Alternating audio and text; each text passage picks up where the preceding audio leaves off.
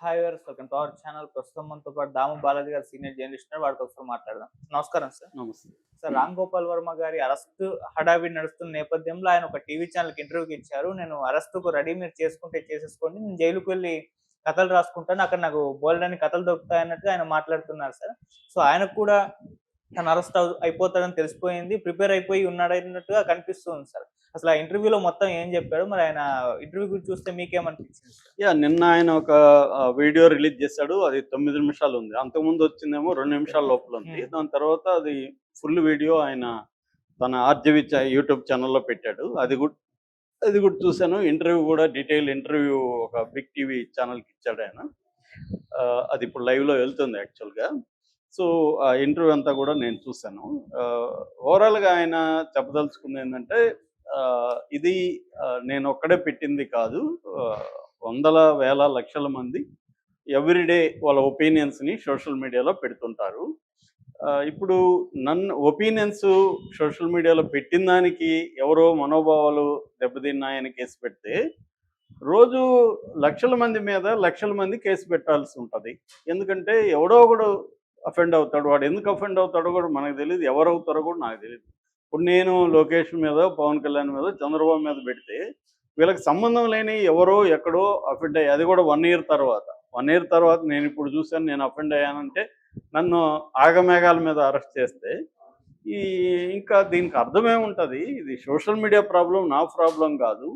నాకు రాజ్యాంగం freedom of expression ఇచ్చింది. నా అభిప్రాయాలు నేను చెప్పాను. అది ఒక జోక్‌గా చెప్పాను తప్ప నాకు ఎవరిని కించపరచాలనే ఉద్దేశమో, వాళ్ళని ఇంకోటి చేయాలనే ఉద్దేశం లేదు. జోక్‌గా చెప్పాను. అలాగే అందరూ చెప్తుంటారు. ఇప్పుడు నా మీద కూడా విపరీతంగా పెడుతున్నారు. బులుగు కుక్క అని, ఇంకోటని పెడుతున్నారు. సో, నేను వాళ్ళ మీద కేసులు పెడతానా? పెట్టను కదా! అది జోక్‌గా తీసుకుంటాను. ఎందుకంటే సోషల్ మీడియాలో, యూట్యూబ్ ఛానల్‌లో థంబ్‌నెయిల్లే అలా లేకపోతే చూడరు. కాబట్టి వాళ్ళు అలా పెడతారు. దాంట్లో ఇదేమి లేదు కదా! ఇలా గాని జరుగుతా ఉంటే ప్రతిరోజు కొన్ని వేల మంది మీద వేల మంది కేసులు పెట్టుకోవాలి. ఇదే పని జరుగుతుంది అనేది ఆయన చెప్పింది. That is number 1. అది ఆయన చెప్పిన దాంట్లో ఎటువంటి ఇది లేదు, కరెక్టే. రెండవది ఆయన ఏం చెప్పాడంటే, ఈరోజు నాకు జరిగింది కాబట్టి మీరందరూ ఆనందిస్తూ చేస్తున్నారు. రేపు మీకు కూడా జరగొచ్చు అని ఒక జర్మన్ కవిత. ఆయన కవిత మొత్తం గుర్తులేదు కాబట్టి క్లియర్‌గా కోట్ చేయలేదు. నేను కోట్ చేస్తా కవితని. ఆయన ఏమన్నా అంటే ఏదో వాళ్ళ కోసం ఫస్ట్ వచ్చారు, అప్పుడు నేను మాట్లాడలేదు, వీళ్ళ కోసం వచ్చారు ఇలా చెప్పాడు. నిజానికి ఆ జర్మన్ కవిత ఏందంటే, హిట్లర్ పరిపాలన కాలంలో, సెకండ్ వరల్డ్ వార్ తర్వాత హిట్లర్ పరిపాలన కాలంలో ఒక జర్మన్ లూథరన్ చర్చికి సంబంధించిన పాస్టర్ ఒక ఆయన పేరు మార్టిన్ నైమోలా.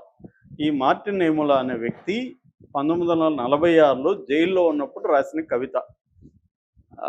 ఆయన తన గురించి తను రాసుకున్న కవిత అది. ఆ కవిత ఏంటంటే, మొదట వాళ్ళు జూల కోసం వచ్చారు. అంటే యూదులు, జూస్ అంటాం కదా, ఇప్పుడు ఇజ్రాయెల్లో ఉంటారు. జూస్ కోసం వచ్చారు. వాళ్ళు ఎవరు? నాజీలు. హిట్లర్ నాజీలు జూస్ని చంపడానికి వచ్చినప్పుడు నేను జూ కాదు కాబట్టి నేను మాట్లాడలేదు. రెండవసారి వాళ్ళు కమ్యూనిస్టులను చంపడానికి వచ్చినప్పుడు నేను కమ్యూనిస్ట్ కాబట్టి నేను మాట్లాడలేదు. మూడవసారి వాళ్ళు ట్రేడ్ యూనియన్ లీడర్ల కోసం వచ్చారు వాళ్ళని చంపడానికి, నేను ట్రేడ్ యూనియన్ లీడర్ కాదు కాబట్టి నేను మాట్లాడలేదు. నాలుగవసారి వాళ్ళు నన్ను చంపడానికి వచ్చినప్పుడు నా తరపున మాట్లాడడానికి ఎవరూ లేరు అనేది ఆయన రాసుకున్న కవిత. ఆయన ముందు హిట్లర్ని సపోర్ట్ చేశాడు. ఆ కాలంలో ఇంటలెక్చువల్స్ కావచ్చు, చర్చిలో ఉండే అనేక పెద్దలు కావచ్చు, ఎవరు కూడా హిట్లర్ వైలెన్స్ గురించి మాట్లాడలేదు. చివరికి వాళ్లే హిట్లర్ వైలెన్స్కి గురవ్వాల్సి వచ్చింది. అది కాంటెక్స్ట్ అనమాట. అందుకని ఇది నిజానికి రామ్ గోపాల్ వర్మ ఈ కవితను కోట్ చేయడం అనేది ఒక విచిత్రం అని చెప్పచ్చు. ఎందుకంటే ఆయన ఎప్పుడైనా మాట్లాడా ఎవరి మీదన్నా దాడులు జరిగినప్పుడు? ఇదే జగన్ ప్రభుత్వంలో చంద్రబాబుని అరెస్ట్ చేసి దారుణంగా పెడితే ఈయనెళ్ళి జైలుకెళ్ళి చంద్రబాబుని ఎక్కిరిస్తూ సెల్ఫీ దిగాడు కదా. మరి ఖండించి ఉండాలి కదా, నువ్వు ఇది అన్యాయం రా బాబు అని జగన్కి చెప్పాలి కదా. అట్లాగే చాలామందిని జగన్ కూడా సోషల్ మీడియాలో పోస్టులు పెడితే అరెస్టులు చేశాడు కదా. అప్పుడు ఇదే రామ్ గోపాల్ వర్మ ఎందుకు ఖండించలేదు? ఈయనకే వర్తిస్తుంది కదా.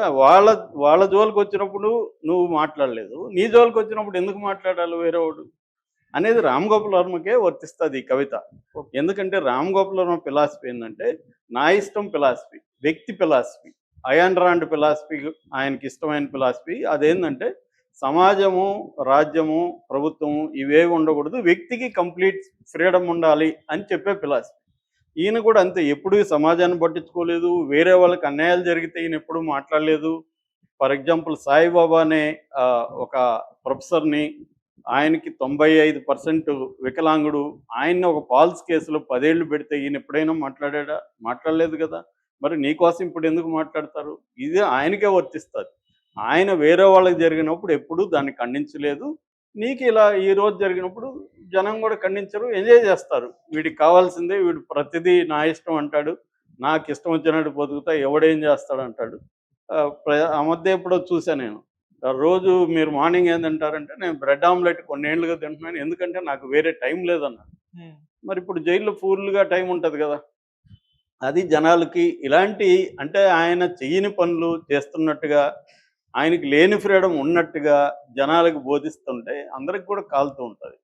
కాబట్టి ఎప్పుడు మందాకు వచ్చినాక మాట్లాడితే లాభం లేదు. సమాజంలో వ్యక్తికి సమాజానికి మధ్య రిలేషన్షిప్లో వ్యక్తికి కంప్లీట్ ఫ్రీడమ్ అనేది ఎప్పుడూ లేదు సమాజంలో, ఎప్పుడూ ఉండదు కూడా.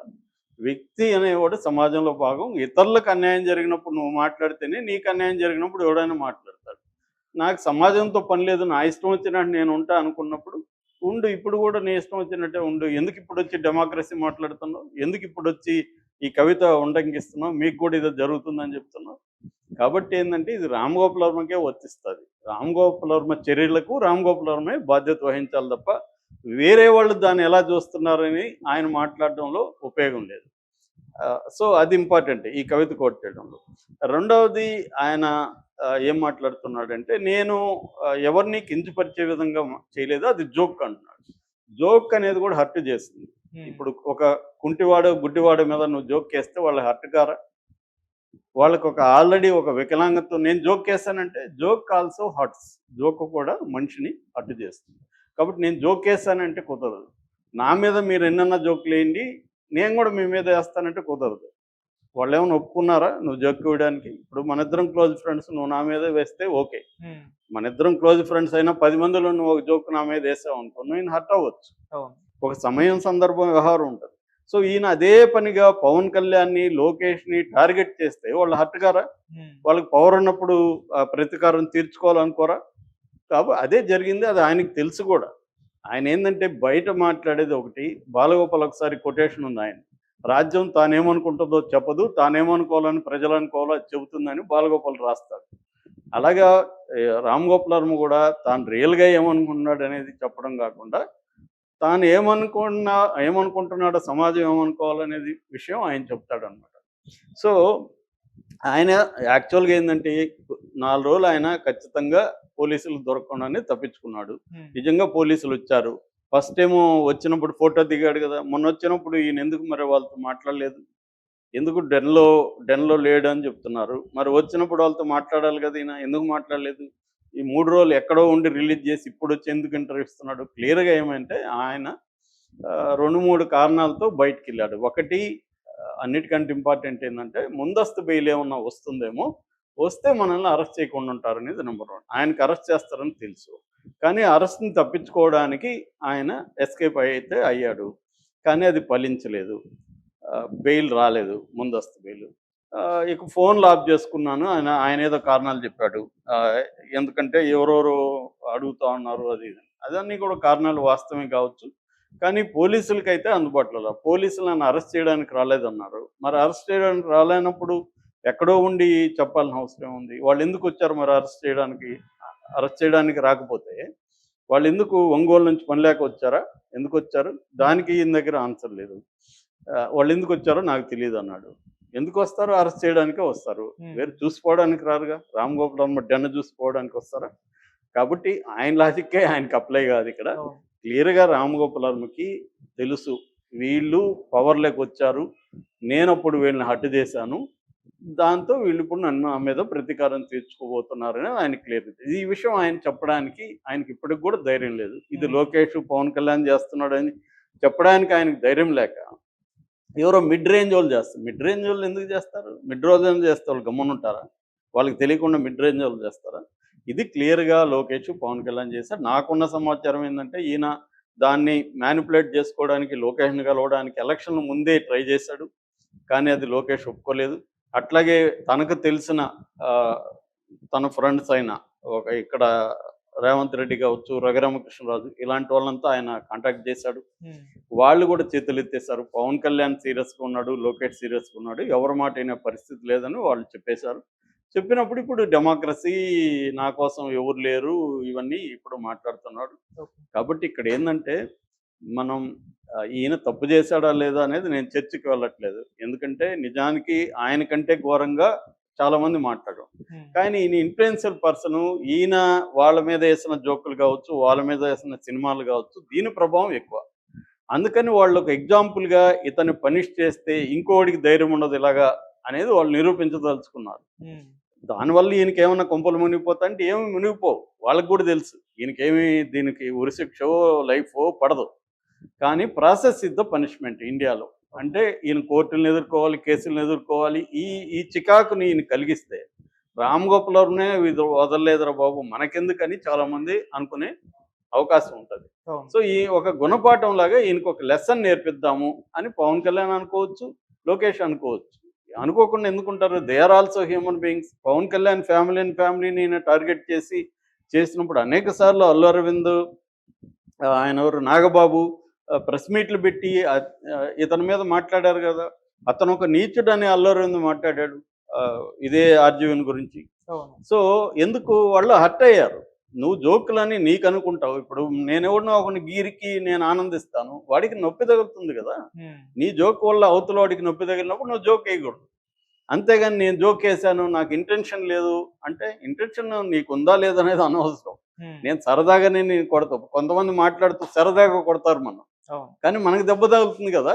మనకు దెబ్బ తగిలినప్పుడు వాడికి చెప్తాం కదా కొట్టద్దని, వాడు ఆపాలి కదా. ఆపకుండా మళ్ళీ కొడుతుంటే మనకు కోపం వస్తుంది. అలాగా ఇతన్ని ఒక పప్పులాగా అతి ఘోరంగా లోకేష్ని చూపించడం, పవన్ కళ్యాణ్ ఒక జోకర్ లాగా పదే రిపీట్ చేసి చూపించడం, సో అట్లాగే ప్రాపగండా చేయడం. లేకపోతే లోకేష్ ఇతను సినిమా ఆపని ఎందుకు అంత ఫైట్ చేశాడు, ఎందుకంత కోర్టుకు వెళ్ళాడు అంటే అతను హర్ట్ అయ్యాడు పర్సనల్గా. మరి వాళ్ళు చేయట్లేదా తెలుగుదేశం వాళ్ళు అంటే చేస్తారు. పవర్ ఎవరి దగ్గర ఉంటే వాడు జగన్ చేయలేదా? జగన్ దగ్గర పవర్ ఉన్నప్పుడు సైలెంట్గా ఉన్నాడా? జగన్ కూడా ప్రతీకారం తీర్చుకున్నాడు కదా. ఇదంతా కూడా ప్రతి పార్టీ రివెంజ్ తీర్చుకునేది, అధికారంలోకి వస్తే రివెంజ్ తీర్చుకుంటారు. ఇప్పుడు వాళ్ళు ఎవరెవరి మీద కోపం ఉందో వాళ్ళు తీసుకున్నారు. ఇప్పుడు మన ఒక శ్రీరెడ్డి లాగానో లేకపోతే పోసాని మురళి లాగానో ఈయన కూడా పబ్లిక్ అపాలజీ చెప్పి, సారీ బ్రదర్ నేను పొరపాటున ఇలా అన్నాను, నేను ఇంకా మాట్లాడను అని చెప్తే వాళ్ళు క్షమించే అవకాశం కూడా ఉంది. కానీ ఈయన ఆ టైప్ క్యారెక్టర్ కాదు. ఈయన జైలుకి కూడా వెళ్దాము, చూద్దాం ఏం జరుగుతుందని ఈయన కూడా రెడీ అవుతున్నాడు. ఆ రకంగా నేనైతే అప్రిషియేట్ చేస్తున్నా రామ్ గోపాల్ వర్మని. అంటే తను మంచా చెడ దాని కాన్సిక్వెన్సెస్ని కూడా ఫేస్ చేయడానికి ఆయన రెడీగా ఉన్నాడు. అది ఇంపార్టెంట్.